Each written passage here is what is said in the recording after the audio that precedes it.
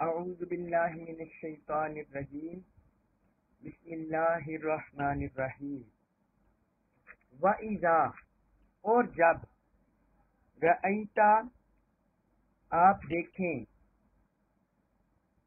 الذین ان لوگوں کو یہودون جو مشغول ہوں فی آیاتنا ہماری آیات میں جو ہماری اور اگر تم ان لوگوں کو دیکھو جو ہماری آیات میں کج بختی میں یا استہزاء میں مذاق اڑانے میں مشغول ہو فَآرِد تو ان سے اعراض کرو فَآرِد تو اعراض کرو انہم ان سے حتیٰ یہاں تک کہ یہود وہ مشغول ہو جائیں فی حدیث بات میں غیر ہی اس کے علاوہ یہاں تک کہ وہ اس کے علاوہ کسی اور بات میں مشغول ہو جائیں وَإِمَّا اور اگر یُنْسِيَنَّا بلا دے کا آپ کو الشیطان شیطان اور اگر شیطان تمہیں بلا دے فلا تقعد فلا تو نہ تقعد تم بیٹھو بعد ذکرہ یاد آنے کے بعد اور اگر شیطان تمہیں یہ بات بلا دے تو یاد آنے کے بعد تم نہ بیٹھو مع القوم الظالمین مع ساتھ القومی لوگ الظالمین ظالم تو یاد آنے کے بعد ظالم لوگوں کے ساتھ نہ بیٹھو۔ اس آیت مبارکہ میں اللہ تعالی نے اہل ایمان کو نصیحت کی ہے، فرمایا کہ اگر جو لوگ بھی ہماری آیات کا مذاق اڑائیں، استہزاء کریں، ٹھٹا کریں یا تضحیق کریں تو ان کے ساتھ نہ بیٹھیں۔ یہ مشرکین بھی ہو سکتے ہیں، کافر بھی ہو سکتے ہیں، اور مسلمانوں کے اندر جو بد عقیدہ لوگ ہیں وہ بھی ہو سکتے ہیں، اور آج کل جو الہادی فتنے ہیں، مادیت زدہ لوگ جو قرآن و سنت کی تعلیمات کی تصدیق کرتے ہیں، مذاق اڑاتے ہیں، وہ بھی مراد ہیں۔ یہ اللہ تعالی نے ان جنرل حکم دیا ہے، فرمایا کہ جب تم ان لوگوں کو دیکھو جو ہماری آیات میں مشغول ہوں، اس سے مراد ہے کہ وہ تضحیق میں، مذاق اڑانے میں اور ٹھٹا کرنے میں، قرآن و سنت کی تعلیمات کو نیچا دکھانے میں، کوئی بھی لوگ اگر اس طرح مشغول ہوں تو اللہ تعالی نے فرمایا فَأَعْرِضْ عَنْهُمْ ان سے اعراض کرو، ان سے اعراض کرو۔ اس میں حضرت سدی نے بیان کیا، حضرت سدی نے وہ بیان کرتے ہیں کہ مشرکین جب مسلمانوں کے ساتھ بیٹھتے تو حضور صلی اللہ علیہ وسلم اور قرآن کے متعلق بدگوئی کرتے اور ان کا مذاق اڑاتے، تب اللہ تعالی نے یہ حکم دیا کہ جب وہ اس موضوع پر گفتگو کریں تو ان کے ساتھ نہ بیٹھو۔ یہ امام ابن ابی حاتم نے اپنی تفسیر میں اس کو روایت کیا۔ تو اللہ رب العزت نے بھی اس آیت میں ہر مسلمان کو یہ حکم دے دیا کہ جو بھی ہماری آیات کا استہزاء کر رہے ہوں، ٹھٹا کر رہے ہوں، ان سے اعراض کریں، کیونکہ اگر ان کے ساتھ گفتگو میں مشغول ہوں گے تو آگے مزید طول دیں گے، وہ حق بات کی طرف نہیں آئیں گے۔ جس نے دل میں اپنے بغض رکھا ہو، جس کے دل میں کینہ ہو، وہ حق بات کی طرف نہیں آتا، وہ حق بات کو نہیں سنتا، نہ حق بات پر عمل کرتا ہے۔ اس لیے اللہ تعالیٰ نے ایک سادہ سا اصول دیا ہے کہ ان لوگوں سے اعراض کریں، ان لوگوں سے کنارہ کشی کریں، یہ ان کا بہترین حل ہے۔ حتیٰ یہود فی حدیث غیری، یہاں تک کہ وہ اس کے علاوہ کسی اور بات میں مشغول ہو جائیں، یعنی وہ اس بات کو چھوڑ دیں تضحیق کی، پھر وہ کسی اور بات میں مشغول ہو جائیں تو پھر ان کے ساتھ بیٹھ سکتے ہیں، انہیں تبلیغ کرنے کے لیے، احکام پہنچانے کے لیے، دین کا پیغام پہنچانے کے لیے پھر اس صورت میں بیٹھ سکتے ہیں۔ پھر آگے فرمایا وَإِمَّا يُنْسِيَنَّكَ الشَّيْطَانُ فَلَا تَقْعُدْ بَعْدَ الذِّكْرَىٰ، اور اگر تمہیں شیطان بلا دے، بعض ائمہ تفسیر نے یہاں حضور صلی اللہ علیہ وسلم کو مراد لیا ہے کہ حضور کو شیطان نے بلا دیا، تو ایسی تفسیر قرآن و سنت کے معیار پر پوری نہیں ہو سکتی، کیونکہ اللہ تعالی نے قرآن میں واضح طور پر بیان فرمایا ہے کہ جو شیطان ہے اللہ کے بندوں پر شیطان کا غلبہ نہیں ہوگا۔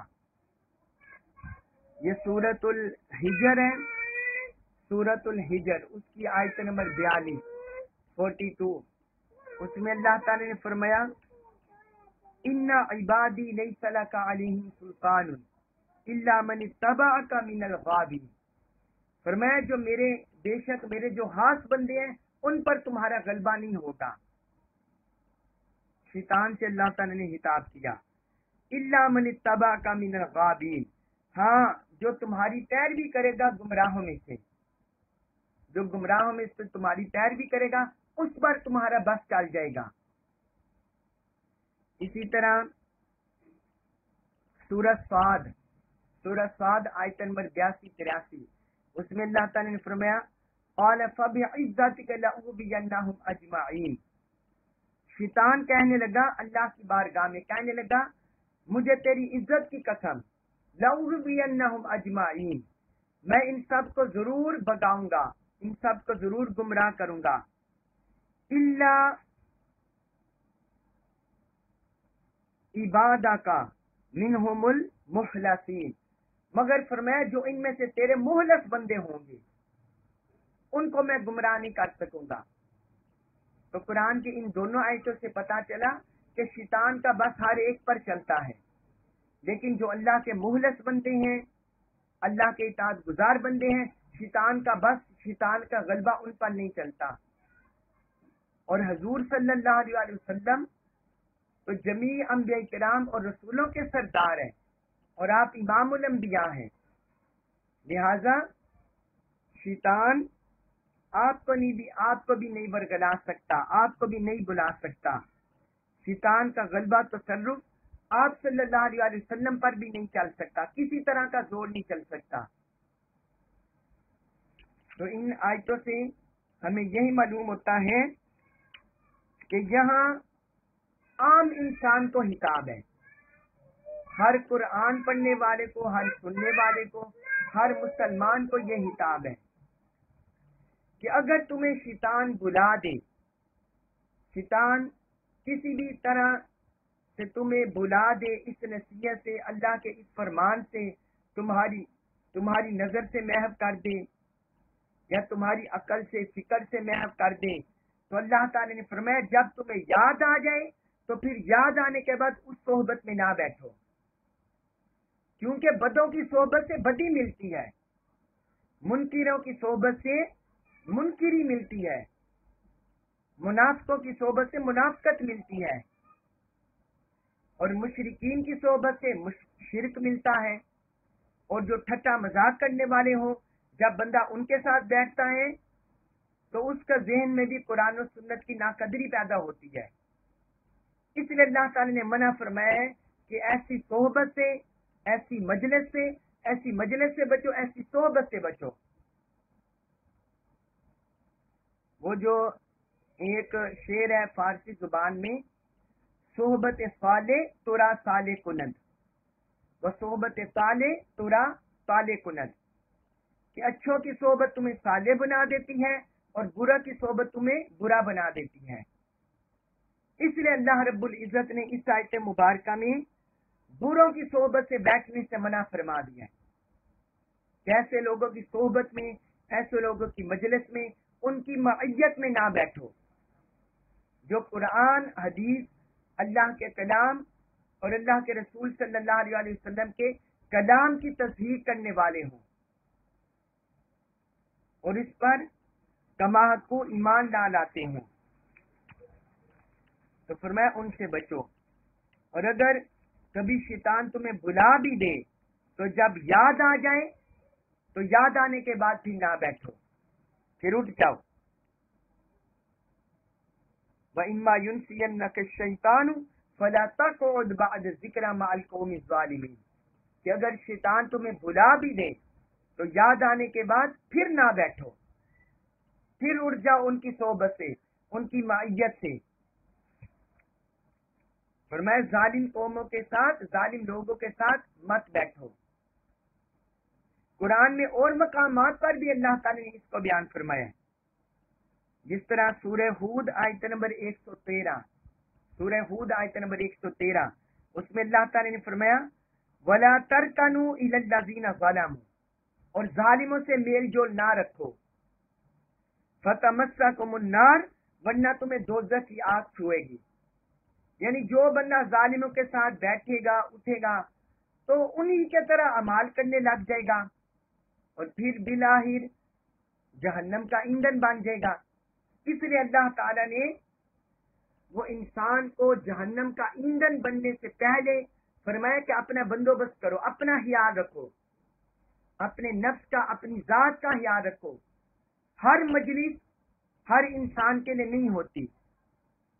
इंसान को अपनी हम मजलिस, हम जमात वो चुनकर बनाने चाहिए। हर एक की सोबत में, हर एक की मजलिस में नहीं बैठना चाहिए। वो मजलिस, वो सोबत फायदा बंद है और उससे इंसान को नफा मिलता है। जिस सोबत से, जिस संगत से इंसान को दुनिया का भी फायदा हो, आखिरत का भी फायदा हो। पहले इंसान देखे कि उस सोहबत में, संगत में मुझे आखिरत का फायदा है या नहीं, वहां से नेकी मिल रही है या नहीं, तकवा मिल रहा है या नहीं, अल्लाह के साथ ताल्लुक कुर्बत में इजाफा हो रहा है या नहीं। अगर तो किसी संगत में, सोहबत में बैठने से इंसान के अल्लाह और अल्लाह के रसूल की बारगाह में कुर्बत में कमी आती है तो उस सोहबत से बचे, उस संगत से बचे।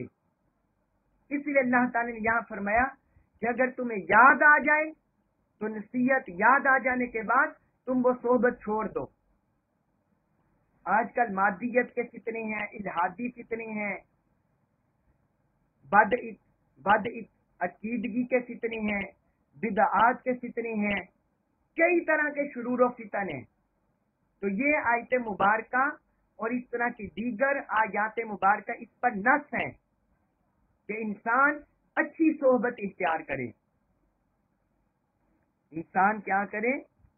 अच्छी सोहबत इख्तियार करे। एक हदीस में हुजूर सल्लल्लाहु अलैहि वसल्लम ने फरमाया, जब तुम उन लोगों को देखो जो आयात मुतशाबिहात की पैरवी करते हैं, आयात मुतशाबिहात की पैरवी करते हैं, तो ये वो लोग हैं जिनके मुतल्लिक अल्लाह ने फरमाया कि इनसे परहेज करो, इनकी सोहबत से बचो।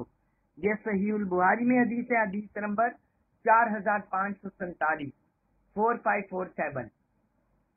यानी फरमाया कि जो आयात अपने मान और मफहूम में वाज़ेह नहीं है, आयात मुतशाबिहात हैं जिनका मफहूम वाज़ेह नहीं है, तो जो लोग उसके बारे में गुफ्तगू करते हैं तो फरमाया उनकी सोहबत से बचो। क्योंकि आयात मुतशाबिहात पर हमने सिर्फ ईमान लाना है, आगे उनकी तावील में, उनकी तफसीर में नहीं जाना। उससे इंसान के गुमराही के रास्ते खुलते हैं, इंसान पर गुमराही के रास्ते खुलते हैं। इसलिए हुजूर ने मना फरमा दिया। फिर एक हदीस में हजरत उमर बिन हत्ताब रज़ियल्लाहु अन्हु बयान करते हैं कि रसूलुल्लाह सल्लल्लाहु अलैहि वसल्लम ने हजरत आयशा रज़ियल्लाहु अन्हा से फरमाया, ऐ आयशा, जो लोग अपने दीन से अलग हो गए वो शिया थे, वो एक फिरका थे, शिया थे। ये लोग बिदअती और अपनी हाइशात के पैरोकार थे और इस उम्मत के गुमराह लोग थे। ऐ आयशा, बिदअती और हाइश के पैरोकारों के सिवा हर गुनाहगार की तौबा है। यानी जो बिदअती होते हैं या अपनी हाइशात के पीछे चलने वाले होते हैं, जो कुरान और सुन्नत की तालीमात को पसे पुश डाल देते हैं, तो फरमाया उनके लिए तौबा नहीं है। باقی ہر گناہگار کے لیے توبہ ہے، ان کی کوئی توبہ نہیں ہے۔ میں ان سے بھی زار ہوں اور وہ مجھ سے بری ہیں، میں ان سے بری ہوں اور وہ مجھ سے بری ہیں۔ یہ امام احمد بن حنبل کتاب السنہ میں یہ حدیث ہے، حدیث نمبر 44 حدیث نمبر 4۔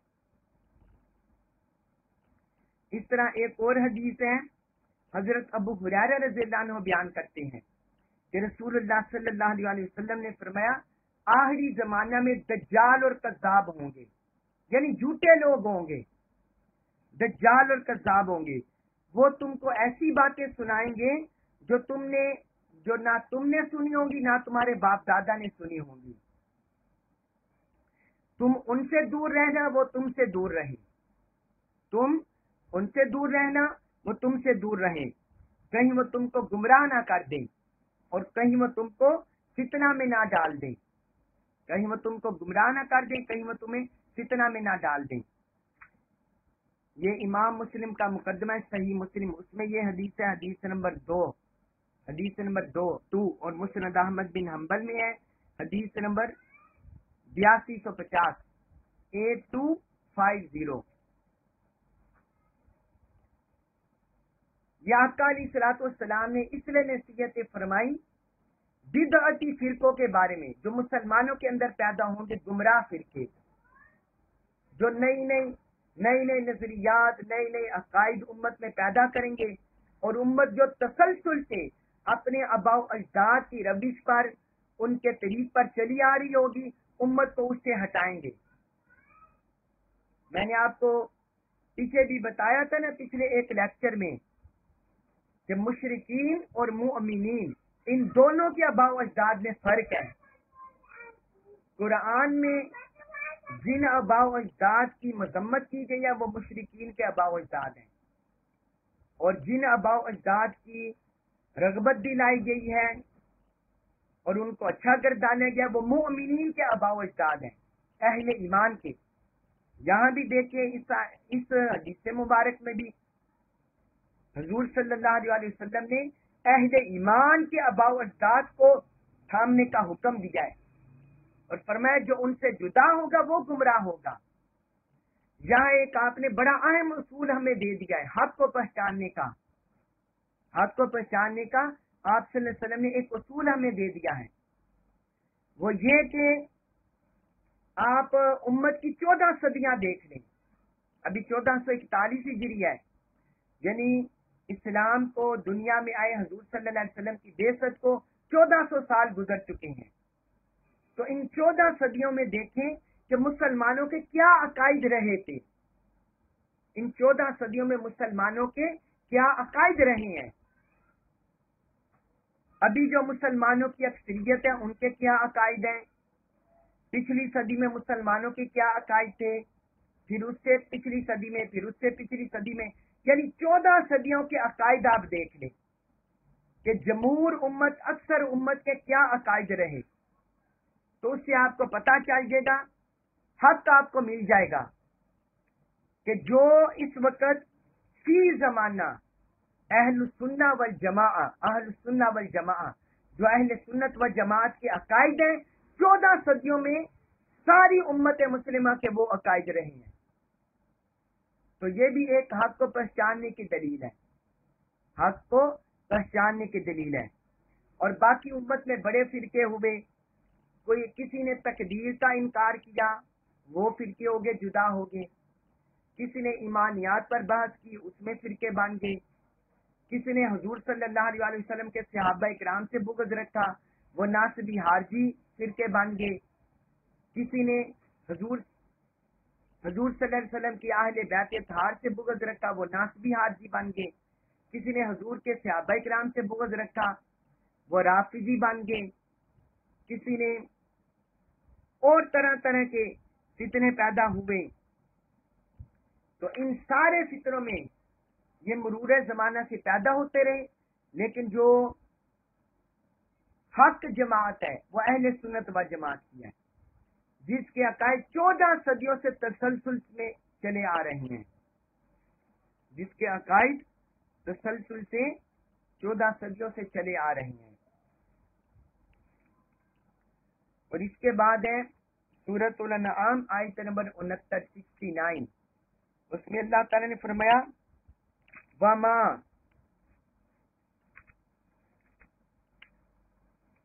وما اور نہیں ہے اللہ اوپر اللہ زینا ان لوگوں کے یتقون جو تقوی اختیار کرتے ہیں من حسابہم من سے حسابہم ان کے حساب سے من شیء کچھ بھی. فرمایا وہ لوگ جو پرہیزگاری اختیار کیے ہوئے ہیں ان کافروں کے حساب سے کچھ بھی لازم نہیں ہے, ان پر ان کافروں کے حساب سے کچھ بھی لازم نہیں ہے. ولیکن ذکرہ لیکن نصیحت کرنی چاہیے. لعلہم تاکہ وہ یتقون بچ جائیں, تاکہ وہ کفر سے اور قرآن کی مذمت سے بچ جائیں. اب اس آیت مبارکہ میں اللہ تعالی نے فرمایا ہے اہل ایمان کو اور متقین کو, فرمایا مشرکین کافر جو کچھ بھی کر رہے ہیں ان کے حساب سے ان کے اعمال سے آپ کو کچھ فرق نہیں پڑے گا, آپ کو کچھ فرق نہیں پڑے گا.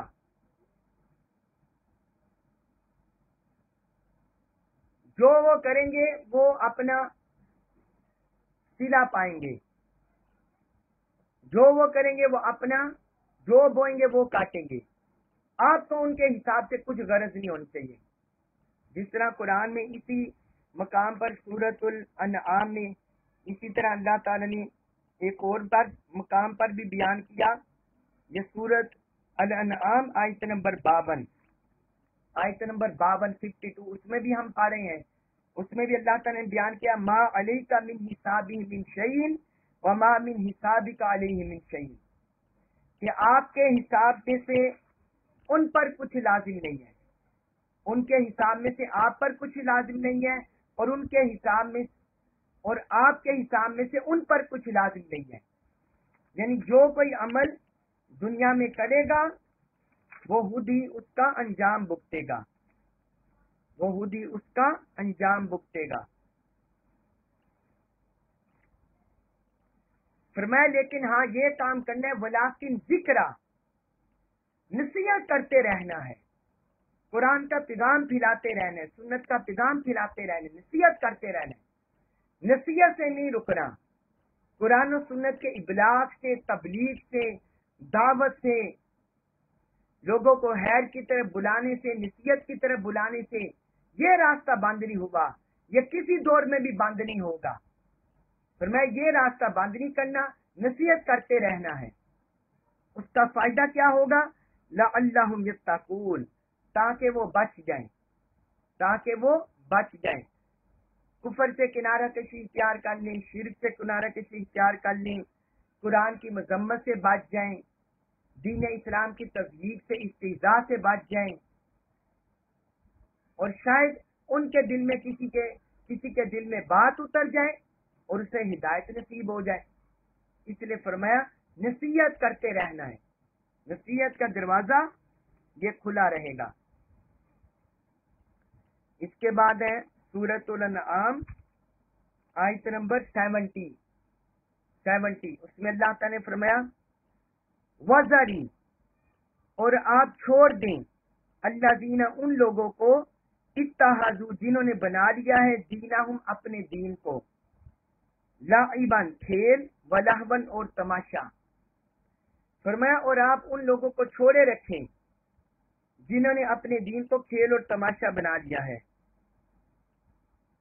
وغرتہم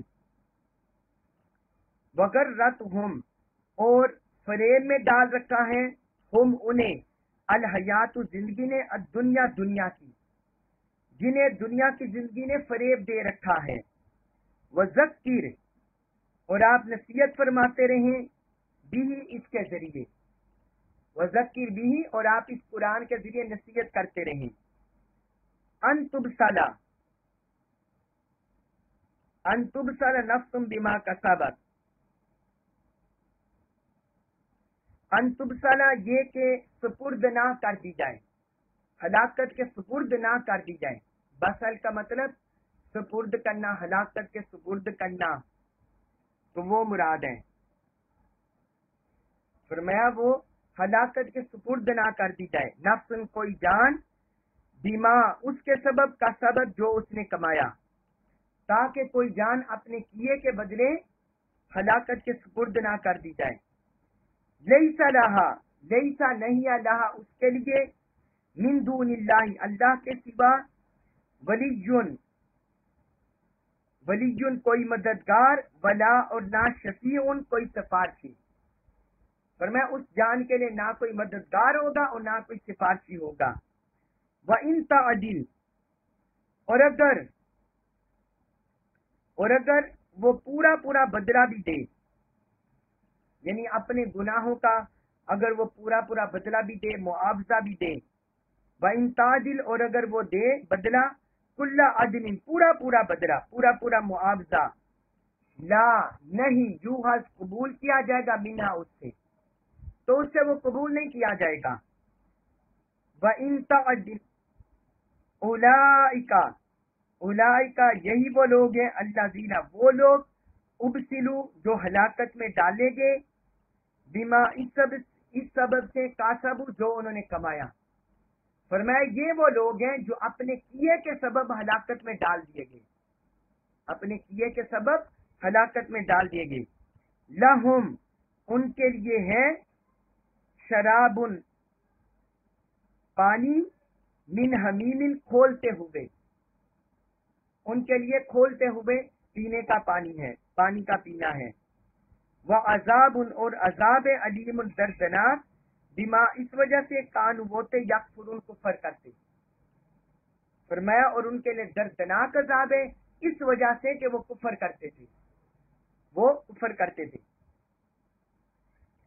اب اس آیت مبارکہ میں اللہ تعالی نے ایک اور نصیحت کی ہے، ایک اور اہل ایمان کو نصیحت کی ہے. فرمایا جن لوگوں نے اپنے دین کو کھیل اور تماشا بنا لیا ہے ان کو ان کے حال پر چھوڑ دیں. اس سے مراد ہے یہود و نصارہ، مشرکین، کافر، اور پھر مسلمانوں میں سے اہل بدعت آگے، گمراہ لوگ آگے، بدتینت بد حسرت وہ لوگ آگے. تو فرمایا جنہوں نے بھی اپنے دین کو کھیل اور تماشا بنا لیا ان سے اراض کریں، انہیں چھوڑ دیں کیونکہ وہ ایسے لوگ ہیں جنہوں نے فانی دنیا کی لذتوں کو آخری دنیا کی نعمتوں پر ترجیح دی ہے. آخری دنیا کی نہ ختم ہونے والی دائمی نعمتیں، بشارتیں، ان پر انہوں نے دنیا کی زندگی کو ترجیح دے دی ہے، اور دنیا کے اغراض، دنیا کے مفادات، دنیا کے لالچ، دنیا کے حرص، ان کو اسباب سمجھتے ہیں. سارے کا سارا سب چیزیں وہ انہی کو جانتے ہیں، انہوں نے سب کچھ دنیا کو بس بنا لیا ہے. آخرت کی طرف ان کی رغبت نہیں ہے، آخرت کی طرف دھیان نہیں ہے. اللہ کی رضا پانے کے لیے، آخرت کے انعام پانے کے لیے وہ ان کا دھیان نہیں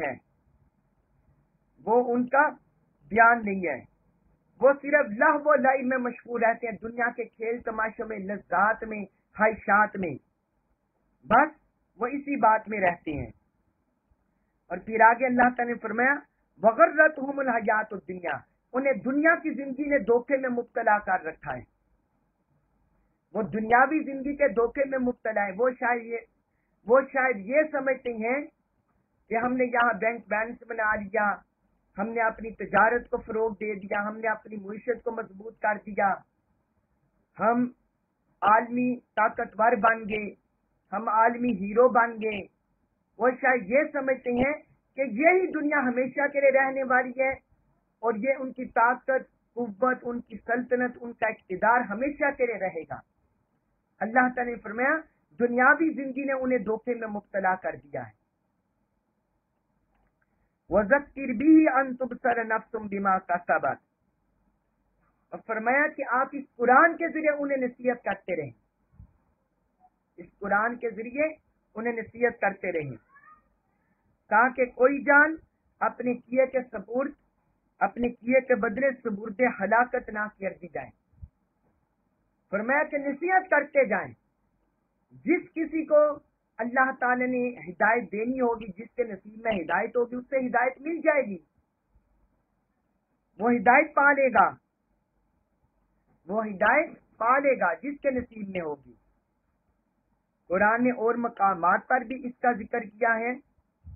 اللہ تعالی نے فرمایا سورۃ المدثر آیت نمبر 38 اور 39 38 39 اس میں فرمایا کل نفس بما کسبت رہینہ الا اصحاب الیمین، فرمایا ہر شخص اپنے عمل کے بدل میں گروی ہے، یعنی جو کوئی عمل دنیا میں بندہ کرے گا وہ اپنے اعمال کا گروی ہوگا، اسے اس کا بدلہ چکانا ہوگا۔